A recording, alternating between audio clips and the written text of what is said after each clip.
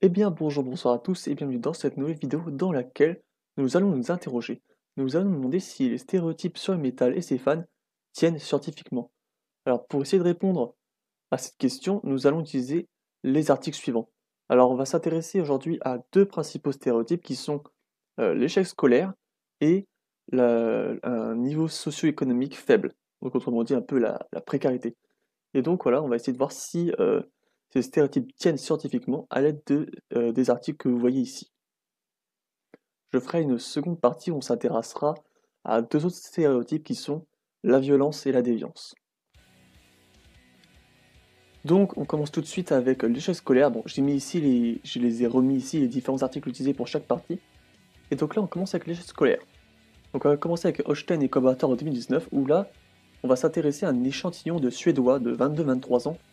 Et ce qu'il faut retenir c'est que dans ce pays déjà, ça peut peut-être un peu biaiser les résultats, mais dans ce pays, le métal est plutôt apprécié, au sens où, comme ils vont l'observer, 8% de leur échantillon aiment le métal, donc les 22-23 ans aiment le métal, contre seulement 5% pour le rap. Alors je pense qu'en France, ou dans d'autres pays comme les États-Unis ou le Royaume-Uni, ça serait bien différent. Je pense que le rap, peut-être que le métal serait à 8%, mais je pense que le métal serait au moins à 50% en France en tout cas. Alors donc dans cette étude, on montre euh, que les jeunes, tout simplement fans de métal, ont une bien moindre motivation, envie à aller plus tard à l'université. Donc, ce qu'ils ont trouvé, c'est qu'il y a 14,5% de probabilité en moins, en fait, qu'un fan de métal aille à l'université par rapport à quelqu'un euh, qui écoute d'autres styles de musique. Donc, on voit bien, il y a une différence, c'est vraiment par rapport à l'université et rien d'autre, au sens où ils ont aussi mesuré en ce qui concerne les résultats scolaires.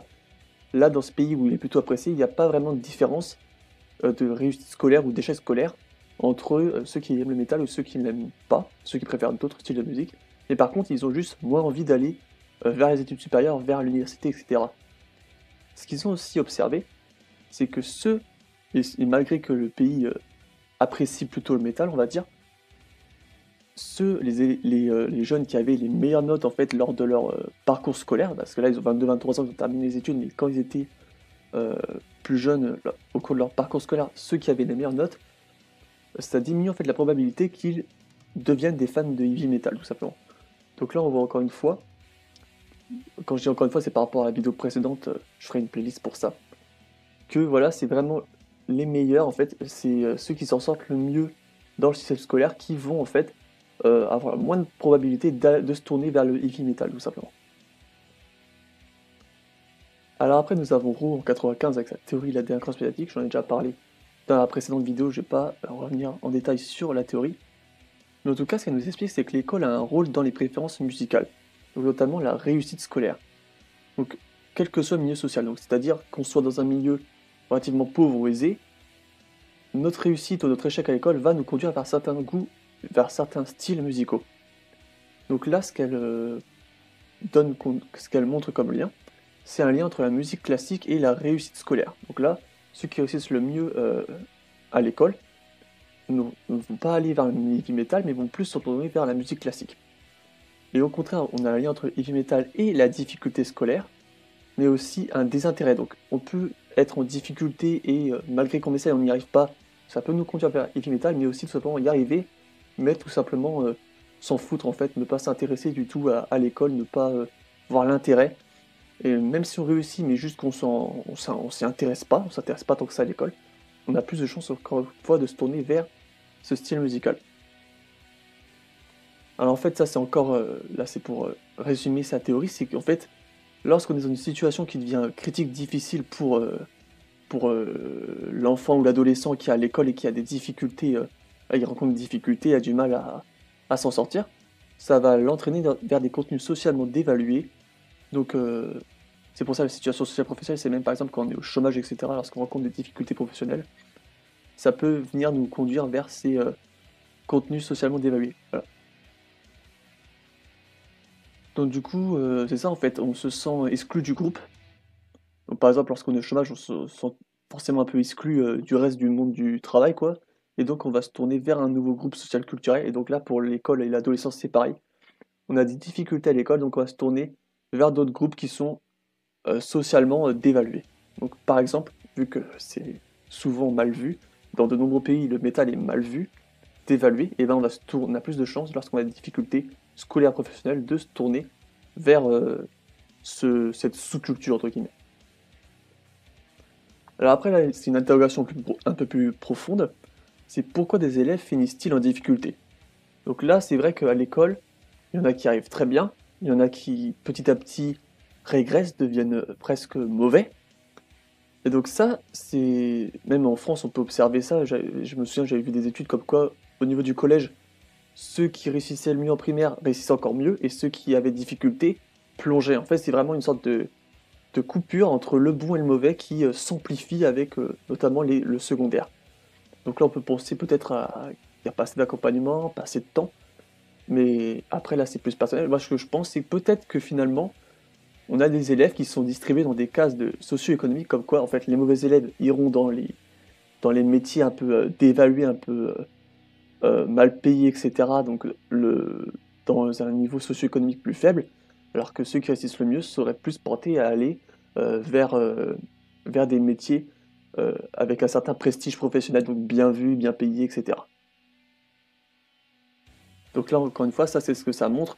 Là, on voit bien, il y a vraiment un lien entre la scolarité et derrière le monde professionnel. Donc forcément, c'est une association du métal avec l'échec scolaire. Derrière, il va forcément avoir une association avec la pauvreté ou du moins un niveau socio-économique faible. Donc là, on a le plus d'Arnett. Donc ça, c'est tout simplement Arnett en 91. C'est un article en fait où il interroge directement les jeunes fans de métal. Il y a une partie minoritaire, donc de 31%, qui est en fait hostile carrément envers l'école et son fonctionnement. Donc c'est minoritaire, donc que 31%. Mais il faut noter quand même que ceux qui se tournent vers le métal vont petit à petit, en fait, à force d'avoir des difficultés en ce qui concerne l'école, devenir carrément hostiles envers elle, même si, voilà, 31%, c'est-à-dire qu'il y en a 69 qui ne sont pas hostiles envers l'école, même s'ils ont des difficultés ou un désintérêt envers elle. Donc là, on va passer du coup à la seconde partie, et on va voir si ces stéréotypes sur le faible statut socio-économique tient. Alors déjà, on a Bryson en 96 qui nous parle des origines du heavy metal.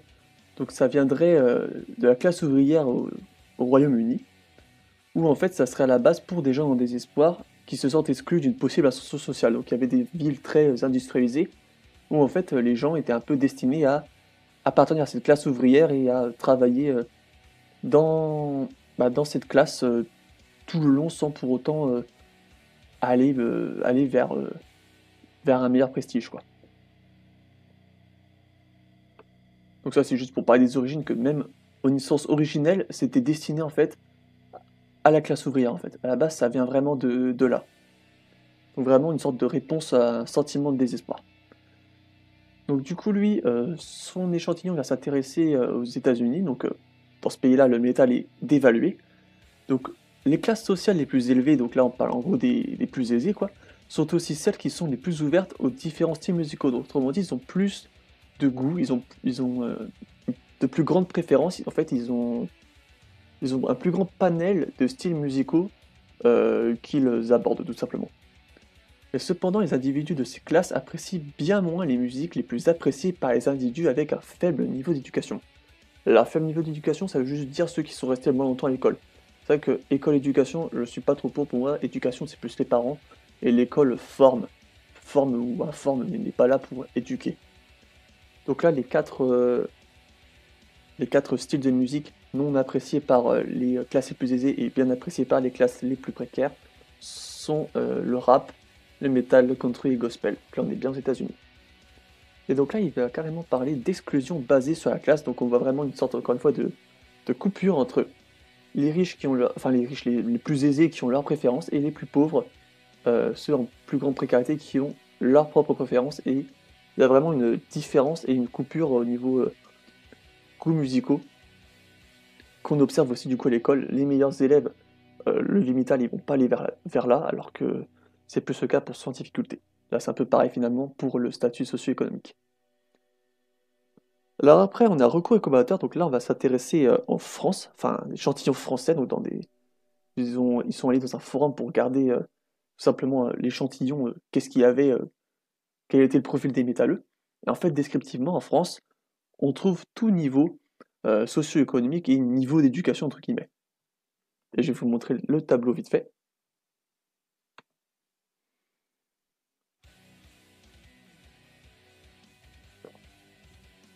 Alors, le tableau est juste là. Alors là, on voit au niveau du grade level. Alors, grade level, je vais zoomer un peu. C'est le dernier diplôme obtenu en fait. Donc là, on voit qu'il y en a qui ont que le brevet, il y en a qui ont que le bac. Enfin, c'est déjà bien d'avoir le bac. Mais on voit déjà un grand nombre de personnes, d'individus qui ont une licence. Donc là, c'est niveau universitaire. Et même 61 personnes qui ont le master. Donc ça représente 19% de leur échantillon. Donc près d'un individu sur 5 qui aiment le métal dans leur échantillon ont un master. Donc bac plus 5 quand même. Donc on voit qu'il n'y a pas que les faibles niveaux d'éducation qui aiment le métal en France. Ce qui est intéressant aussi, c'est au niveau du boulot, quoi, du travail. Donc là, ils ont divisé en 3 différents statuts, high statut, middle statut, low statut. Donc c'est tout simplement différentes classes. Là, c'est plus classe ouvrière, là, c'est plus les dirigeants, directeurs, etc. Middle statut, ils ont mis les professeurs, par exemple, pour donner un exemple. Et là, on voit en fait qu'il n'y a pas du tout que les plus faibles, enfin les boulots les moins payés, les moins qualifiés, enfin, qui aiment le métal en France. On voit qu'il y en a 42 en high statut, 56 à 34, donc on voit que c'est très varié, et il n'y a pas uniquement les individus de faible statut socio-économique ou avec qui ont arrêté l'école relativement tôt, quoi, qui écoutent du métal. C'est vraiment très varié dans cet échantillon français.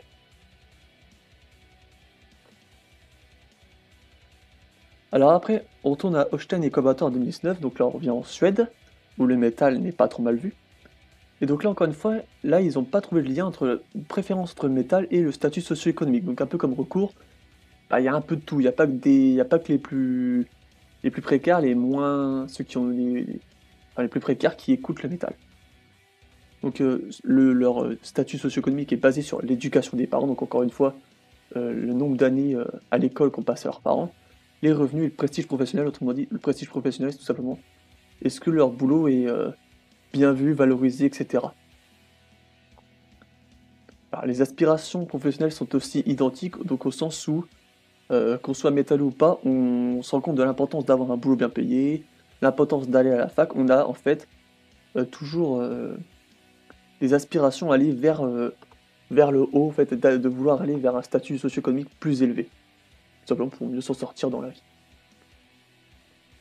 Alors le plus d'Arnett, donc là c'est les adolescents interrogés, donc qui avaient entre 14 et 20 ans, provenaient d'un milieu upper middle. Donc ça c'est ce qu'ils nomment en fait, c'est une catégorie socio-professionnelle plutôt favorisée.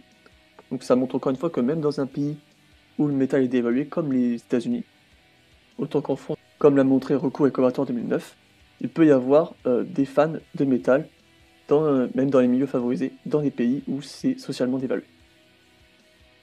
Donc pour conclure cette vidéo, pour ce qui est de l'échec scolaire, il y a bien un lien entre le heavy metal et la difficulté scolaire, ou aussi le désintérêt scolaire. Il semblerait que la difficulté conduise vers le heavy metal, si on s'intéresse à la théorie de Rowe. Mais ça dépend en partie de la perception du métal dans le pays ou dans la société dans laquelle l'échantillon appartient, au sens où, si on est dans un pays où le métal est apprécié, il n'y aura pas forcément ce lien entre la difficulté scolaire et le goût pour le heavy metal. Donc là encore une fois c'est une corrélation mais pas une causalité comme je l'avais dit dans la première vidéo, au sens où c'est pas parce qu'il y a un lien dans certains cas entre le heavy metal et l'échec scolaire que le heavy metal conduit à l'échec scolaire. Pour ce qui est du faible statut socio-économique, on retrouve des fans de métal dans les différentes classes socio-économiques. Les classes sociales les plus élevées ont cependant tendance à plus rejeter ce style musical, donc là c'est l'étude de Bryson. Et donc oui, donc ça c'est dans les milieux où le métal est socialement dévalorisé, les plus aisés vont plus rejeter ce style musical. Donc là en fait, ce que ça montre, c'est dans certains cas, c'est juste ceux qui ont le statut socio-économique les plus élevés qui vont rejeter le heavy metal, mais ça veut dire que ceux qui sont plus dans les classes moyennes ou pas très élevées, pas les plus élevés en fait, vont plus l'accepter et vont plus en écouter. Donc là, c'est fini pour cette première vidéo. Dans la prochaine vidéo, du coup, on s'intéressera aux deux autres stéréotypes. Est-ce que le métal rend ces auditeurs plus déviants et plus violents. Alors j'espère que cette vidéo vous aura plu, que cette série vous plaît. Donc je vais faire une petite playlist et puis si ça vous plaît, bah, je vous dis à bientôt pour une prochaine vidéo.